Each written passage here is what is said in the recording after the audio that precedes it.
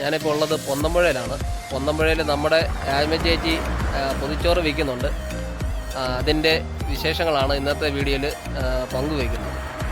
ചേച്ചി എത്ര ദിവസമായി ഈ പൊതിച്ചോറിൻ്റെ ബിസിനസ് തുടങ്ങിയിട്ട്? 3 ദിവസമായി. എങ്ങനെയുണ്ട്, കച്ചവടമൊക്കെ ഉണ്ടോ? എത്ര മണി മുതലാണ് ഈ കച്ചവടം ഇവിടെ തുടങ്ങുന്നത്? എത്ര മണി വരെ ഉണ്ട്? എന്നാലും ഒരു 11:30 മുതൽ 2:30 വരെയാണ് കച്ചവടം നടക്കുന്നത്. പൊതിച്ചോറ് മാത്രമേ ഉള്ളൂ അതോ ബിരിയാണിയൊക്കെ ഉണ്ടോ?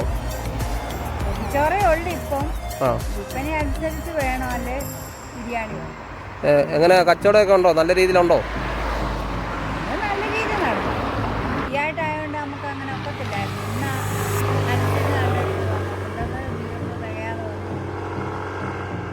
എന്തൊക്കെ കറികളാണ് പൊതിച്ചോറിനകത്തുള്ളത്? പൊതിച്ചോറിനകത്ത് അച്ചാർ, ഇന്നത്തെ അച്ചാർ, തോരൻ, സമ്മന്തി, ചെമ്മീൻ സമ്മന്തി,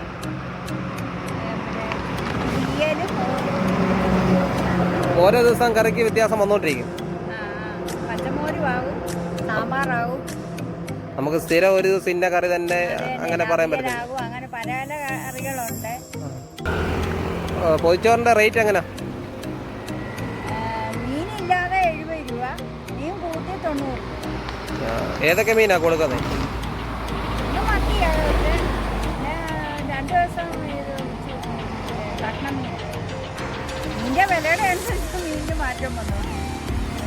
ഇവിടെ ഇതിലാ പോകുന്നവരും സഹകരിക്കണം, എനിക്ക് പ്രോത്സാഹനം ചെയ്യണം എന്നാണ് എൻ്റെ ആഗ്രഹം.